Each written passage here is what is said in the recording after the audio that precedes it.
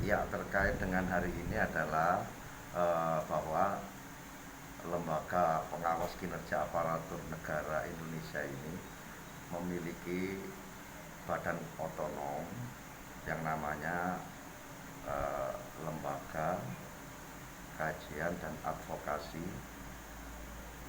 Lembaga Kajian Hukum dan Advokasi.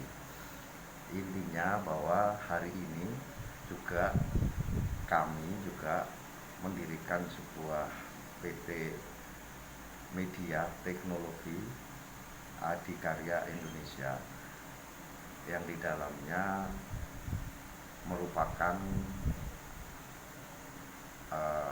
harian Indonesia News.com. Hari ini kita launching karena syarat-syarat perizinan sudah ada semua, AHU, dan tinggal lagi nunggu selangkah lagi terkait dengan sertifikasi dari Dewan Pers.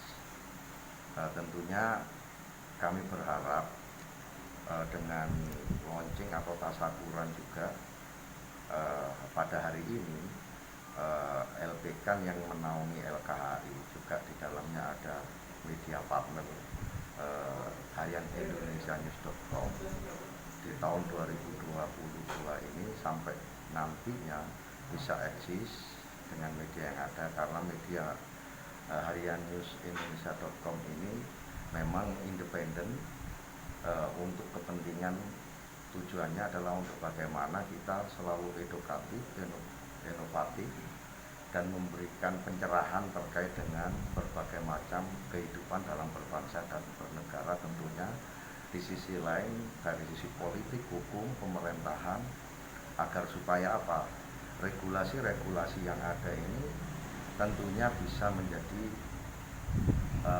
kebijakan sesuai dengan maksud dan tujuan negara ini didirikan, itu maksud kita. Itu yang paling penting dan paling utama.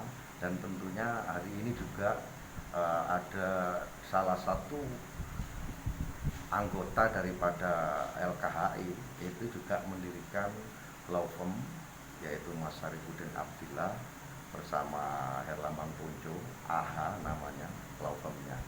Itu merupakan bagian daripada LKHI itu sendiri. Itu yang paling penting. Jadi ini satu kantor ini menaungi LKHI, terus LPKN. LPKN ini kan kantor pusatnya semua jadi Jakarta, media juga ada di Jakarta, karena ini kita domisilinya juga kebanyakan juga di Jawa Timur sebagian, maka kantor Karah ini juga dijadikan posko juga, dijadikan perwakilan atau kantor DPD LPKN juga dijadikan juga perwakilan juga LKHI dan gitu. Jadi intinya untuk medianya tetap berkantor pusat di Jakarta, di gedung Arya Duda, Jalan Raden Saleh 9B, di gedung Arya Duta, Jalan Raden Saleh 9B, Jakarta Pusat. Jadi tentunya ya kita berharap terkait dengan banyaknya regulasi-regulasi yang ada ini harus kita sorot dengan berbagai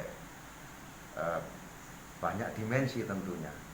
Dari sisi media, bagaimana media itu bisa eksis dan tidak keberpihakan kepada siapapun, tetapi keberpihakannya adalah bagaimana maksud dan tujuan negara Indonesia ini berdiri lah, tentunya keadilan sosial bagi seluruh rakyat Indonesia. Itu kan tidak ada diskriminasi dalam kebijakan.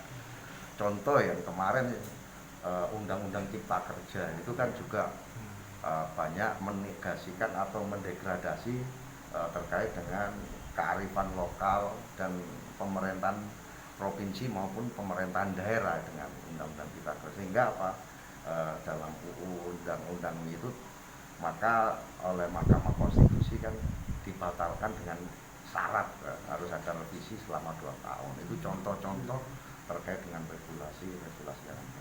Di sisi lain juga apa ya yang kita lihat sampai detik ini juga perubahan-perubahan regulasi yang ada ini tanpa melibatkan banyak elemen. Undang-undang yang dibuat itu atas nama darurat COVID ataupun atas nama apapun tidak boleh yang namanya regulasi atau undang-undang yang mau dilahirkan untuk menjadi landasan kita dalam berbangsa dan bernegara ini dikebut asal-asalan kayak jar tayang. Jangan sampai tidak melibatkan semua elemen yang ada, kan gitu. Itu yang terjadi.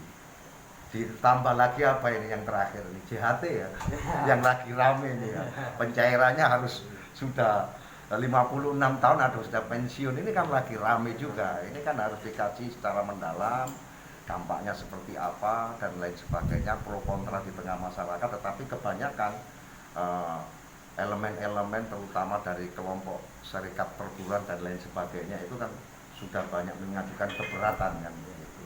Nah ini harus dikritisi, kritisnya itu secara konstruktif tentunya, demi maksud dan tujuan bagaimana bangsa dan negara ini ya sesuai dengan harapan dan cita-cita para pendiri bangsa dan negara ini merdeka dan dilahirkan. Itu saja sih tentunya catatan dari kami.